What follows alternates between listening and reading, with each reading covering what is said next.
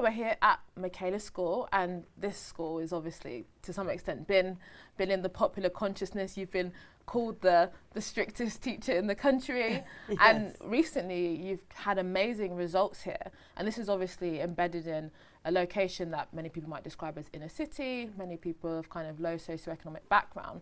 We're often told that in some senses that's kind of a life sentence, so that would mean that you fundamentally can't achieve and things like that if you're from a particular background. But your school seems to be an example of how that really challenges that idea. Why do you think that is? How have you been able to achieve that? Yeah, well, I mean, of course, we're not the only school that does this, but I think having traditional values, so expecting the children to take personal responsibility, we teach them gratitude, and every day at lunchtime they stand up and they give public appreciations to a room full of 200 people, thanking their mums for waking them up in the morning, or thanking a teacher for making a work booklet for them. And because they're grateful, I think they're happier people, and that makes a big difference. And when you're happier, you're more likely to engage with society. We are very much anti-victimhood, so we don't try and promote the idea that our children are oppressed. So we will talk about those kids down at Harrow Boys, you know, who are paying 30 grand a year. They're our competition, and we need to meet them. You know, we're not saying life is so hard and they've had every advantage that our children haven't had, and so woe is me, oh my goodness, we're oppressed. We don't speak like that. It's always, yes, somebody might be ahead of us, so what do we need to do to get there? How are we going to beat them? And so one way is making sure that our children are happy. So that is by ensuring that they're grateful for what they've got, however little it is. Because if you're constantly comparing yourself to other people and thinking they've got more than me, it's not fair, I'm a victim, it's quite hard to get over that mental obstacle that you put in front of yourself. So we do that. And then we talk about personal responsibility. And there needs to be a sense in children that they can change their stars. And if they put the hard work in, if they really go for it, then they'll get there. And I think too often there's a defeatist kind of attitude that can happen around children, you know, inspired by the media, inspired by our general culture in schools, which brings them down.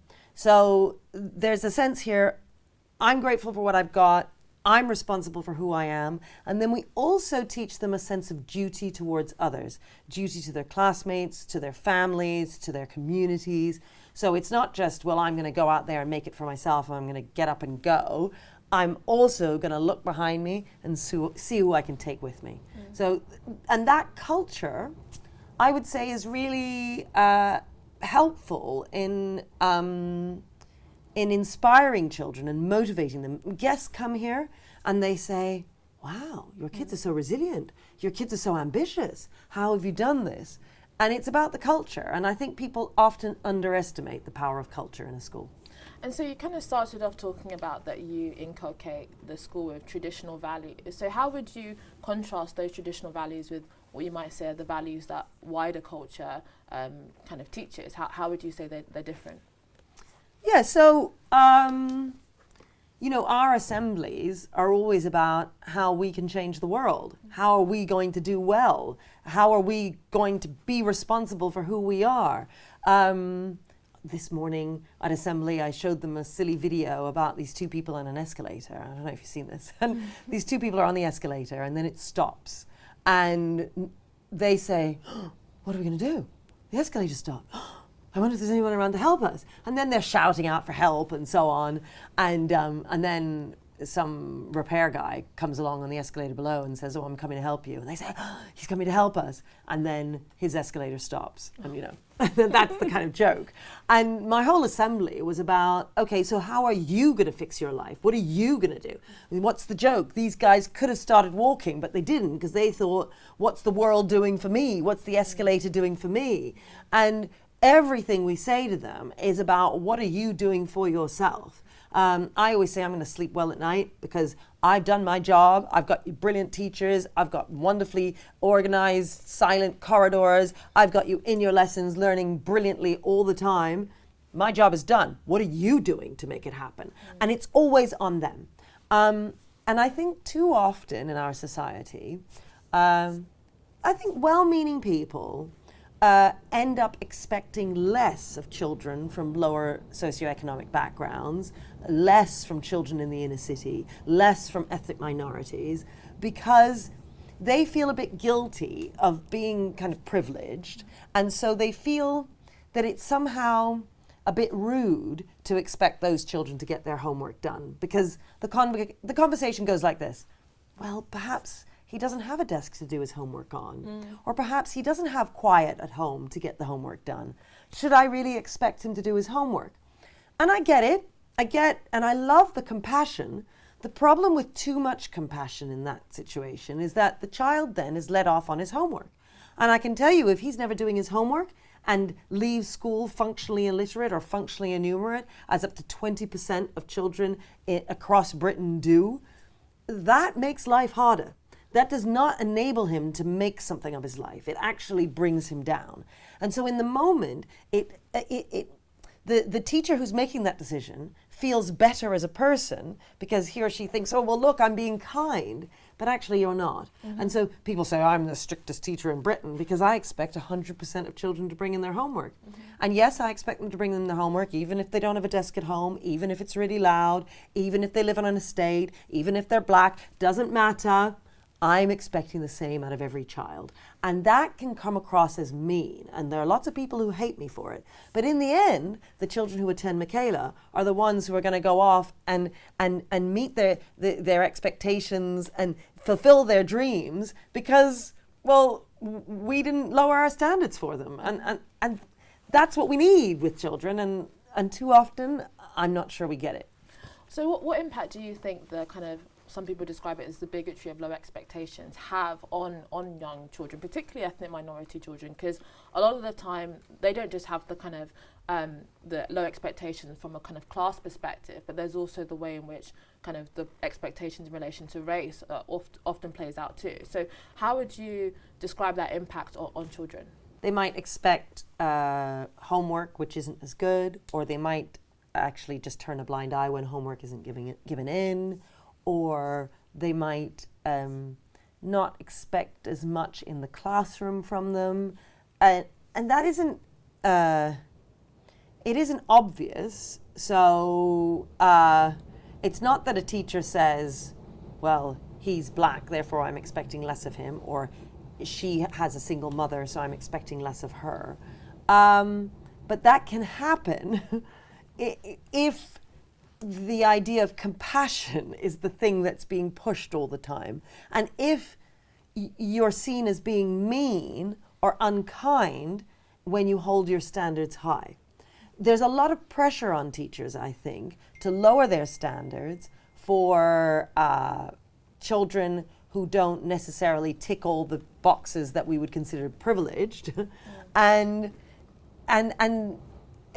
you've got to be quite sturdy as a person. You've got to have a lot of backbone to say, actually, I don't care if you think I'm mean. I'm going to keep my standards high for these children. That's just hard. But what impact do you think that has on the kids itself, that low expectation? Well, they just don't perform as well. I mean, you can't underestimate the difference a teacher can make in a child's life, especially children who are coming from more chaotic backgrounds, backgrounds where perhaps a dad isn't around, mum may not be as supportive as you'd like her to be. In fact, school is all they've got. And if at school, teachers are not insisting on the highest of standards, the child won't meet those. So I always say, you have your standards there, children will go to there. You have your standards there, children will go to there. You decide where you want them. And it isn't always the case that everyone keeps their standards high. And that's because of the pressure that's on teachers to lower their expectations and be compassionate for children who don't tick all of the privileged boxes. So they might be working class, they might be black, they might live on a estate, they have a single mother, whatever, there could be any number of different things. All of those things, and especially if you're all of it, right? If you're poor and you're black and your father isn't around, you're going to have a harder time. And that's because of the lower expectations of you. And nobody means it, right? It's not a deliberate thing. Dare I say unconscious bias? That's what's going on, except what the left often see as unconscious bias, they don't understand that they are the ones mainly, I would say, who are guilty of it in instances like this. Because it's more of a leftist position to say we need to be more compassionate with these children, therefore we ought to lower our standards. And nobody says that outright. It's just kind of what happens. And so we often hear that, for example, from the kind of black curriculum and the decolonizer curriculum movement, that actually we need to see more black authors, we need to hear more from kind of black history, and kids need to build up their identity by seeing people that look like them, for example, in education and in the history curriculum. What do you think of that argument? Yeah, so it's interesting. It's hard to say how much... I don't like the term black history because I think we have history that's British, and in British history there are black people who feature. There are events that involve black people. So there were 1 million Indian soldiers involved in the Second World War. There were hundreds of thousands of Caribbean soldiers. Great. I really dislike this idea that we should be teaching black history to black kids and teaching white history to white kids. I don't understand that. We're all British together and we should all be taught British history. The thing that's interesting is that where there is black underachievement, and we do need to qualify that because often people say, oh, black kids are failing and these are the reasons. Well, actually, black Caribbean boys aren't doing so well. Black African girls are doing very well. So it's actually, the actual picture is far more complex. But even if we want to accept, okay, so there's some black children underachieving, sometimes the argument is said, as you've said, well, it's because they're not being taught enough of those events that involve black people in our history. But if that were true, then all of the Chinese children in the country would be failing because we never teach any Chinese history. I mean, and I can tell you there's all sorts of events with black people involved that are taught in some way or another. There is no Chinese stuff taught at all, and yet Chinese children are doing very well. It would also not follow, for instance, that white working class boys, we all know that they're underachieving. Well, there's lots of white history that's being taught, so why are they underachieving?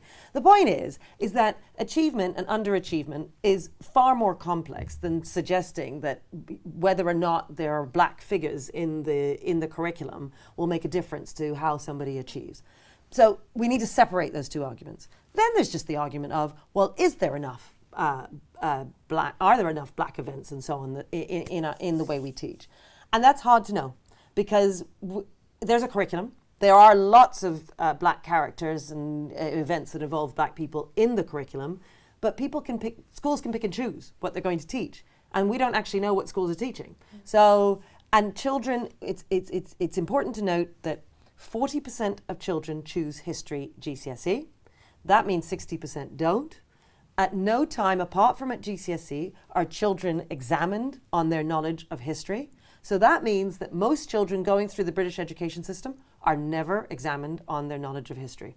So we just have no idea what's being taught. Now, it'd be interesting to do some kind of analysis, but when people shout about how not enough is being taught with regard to black people, I don't really know what they're talking about because we don't know. Now, I suspect the reason why they're doing that is because historically that was the case. Black people were whitewashed out of the curriculum, and that was wrong. I don't believe that that's the case nowadays. Certainly when you look at textbooks, there are lots of different ethnic minorities that feature in textbooks. But it isn't necessarily the case that schools are following those textbooks, so it's very hard to say. So where do you think this narrative that kind of black kids are having a hard time in education comes from? Do you think there is any truth in it, or do you think it's just a continuation of the kind of historical perception that is still playing out in the present day?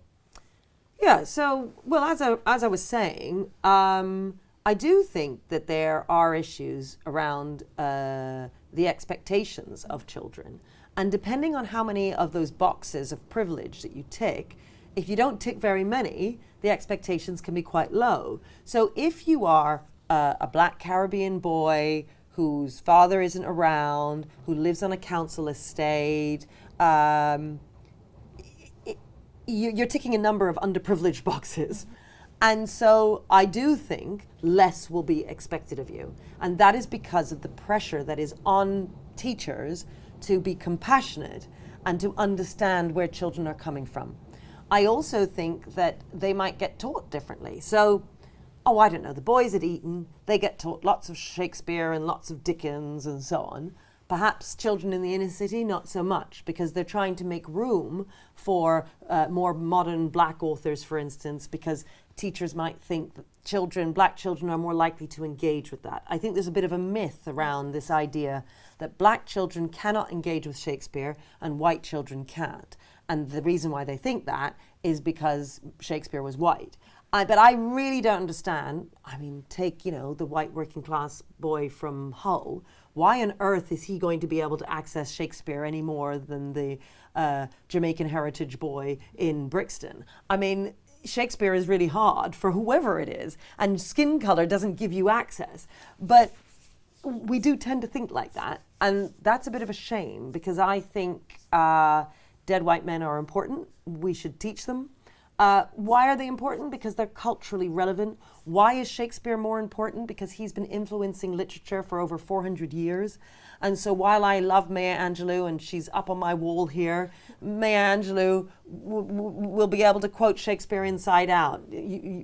She says that she thought that Shakespeare was a black woman and had to be, because he understood the plight of the black woman so well. Because what he speaks of is universal. These are universal values and ideas of jealousy and rage and anger and joy and gratitude and all of this that is so beautifully portrayed in Shakespeare. Plus, if you don't know that a rose would smell as sweet, if you don't know what it is to say that somebody is a bit of a Scrooge, and you don't understand what that means, you are locking children out of their rightful heritage. And I think far too often, black children are locked out of their rightful heritage because we want to just teach them black history, black literature. When, look, I'm a black author, right? I am. But I don't think that we should be teaching my books instead of Shakespeare. One day, if I have been influencing literature for 400 years, then please do. But I don't think there's anything wrong with saying that there's a bit of a hierarchy here. And that's because of the length of time and why people always think, dead white men, oh my goodness, they're men, they're white. But they misunderstand that the most important thing is that they're dead. I mean, that's why we want to teach them, because they're dead, they've been dead a long time, and they've been influencing literature for a very long time, and therefore they're more important than others. And so how did you come to these conclusions? Obviously, as a black woman that's, very successful, a lot of the time we're put in these boxes in terms of how we're meant to think, and people think that if you're black, you can't be conservative, you can't be this, that, and the other. How did you come to these conclusions? Yeah. Over many years. I was a normal lefty teacher when I first started out. I thought all the things that a normal lefty teacher thinks. I was convinced that schools just didn't have enough money and that there was loads of institutional racism. And then through teaching and meeting teachers and seeing the efforts they would make, I started to question what I'd been taught, really. And I saw it with my own eyes. I mean, I've been in the business for over 20 years. So I just was open-minded enough, I suppose. I was open-minded enough to change my mind. And I've learned loads. I've learned loads, not just changing my mind in terms of what the problems were, but then in setting up Michaela, we've been going for 7 years. We've had real success with an inner city community. And when I look at what's worked and what hasn't worked, it's about our small c conservative values, us pushing through with those ideas despite the pressure that comes from the outside, me fighting with the outside world all the time to allow me to keep my standards high for our children, I've seen the success that it does. I see it every day in the kids. And so that motivates me, and I just keep going. And I really hope, we get over 600 visitors a year here, mainly teachers from around the world, but mainly Britain, and they change their minds. So I'm really hopeful that things will improve, because slowly but surely, people need to see it, we need to keep talking about it, and things will change. And thanks, your documentary here, the work that all of us are doing, I feel like we're all playing a small part in trying to move the country in the right direction. And what kind of pressure would you say you face or have faced? Because I mean, anyone can read the stories and see that it is achieving amazing results. So what kind of pressure would you say that you face for advocating these values? Oh gosh, I mean, we've had a hell of a time in trying to set up the school. My goodness, I mean, we had protests, we had people infiltrating our parents' evenings. They would stand up while I'd be talking to parents and shout me down so I couldn't talk to them. We've had death threats, we've had wishes of cancer, I had a member of my office staff break down when we first opened. She just couldn't take it anymore and she left because she couldn't stand the vitriol. I was on Twitter and had to come off it because of all of the hideous nonsense that came my way. I used to look over my back when I would leave school in the afternoons. I would think, I was always a bit worried about who might come after me because it only takes one person. Some really nasty stuff. I've had people break into my emails and send out some really racist stuff. I mean, I've had it all. It's been awful. I used to say, gosh, you'd think we were building nuclear arms, but we're just trying to set up a school. I mean, for goodness sakes, I don't understand. But, I am hated. I really am hated. And I mean, why? I suppose I keep speaking out. I don't stop. I have to say now, because I've been doing it for some time, a number of people have come on board. So it's only the real extremists now, I think, who still hate me. But at the beginning, my goodness, it was probably most people. And so how do we change this? I mean, it might be one of the biggest questions. How do we raise a culture of expectations and aspiration and encourage people, regardless of background, to see their agency? How do we really, and exercise it? How do we do that? Well, I always say that the solution always lies with the children and then with schools. And I think schools are so important to changing our culture as a society and helping children to change their stars. And so I feel we are doing a really important job here trying to persuade the education sector of what we can do and the kind of impact that we can have. And the education sector has moved considerably in the last 10 years, I'd say, in terms of our expectations of children and what we are trying to achieve with children across the country. So I'm hopeful, but it's a long slog. I don't imagine that we will achieve that in my lifetime. I imagine I'll hand the baton on to someone else. I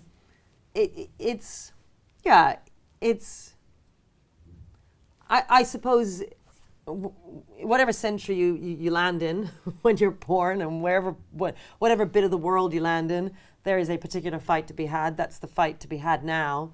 The fight that we have is different to the one that Martin Luther King had.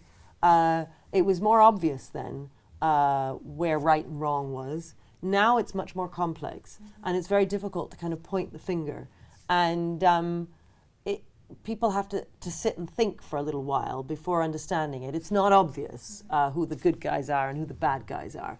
And I'm hoping that with our little school and all the visitors that we get here, that we're able to persuade people that those of us in education who have high expectations for children, who are super strict with them and won't let our standards drop, are on the right side.